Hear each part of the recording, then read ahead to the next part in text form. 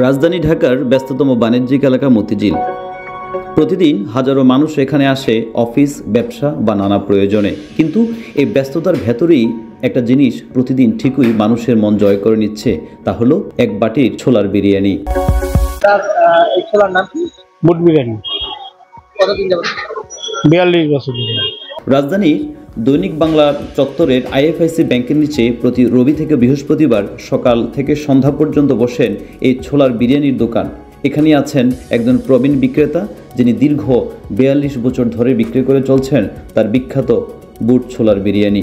স্থানীয়রা তাকে ভালোবেসে ডাকেন মামা।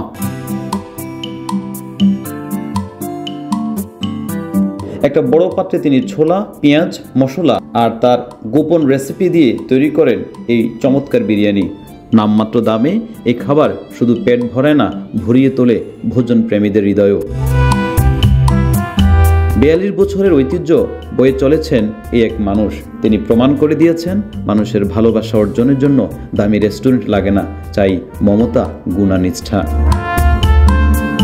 নিউজ ডেস্ক, আজকের টাইমস।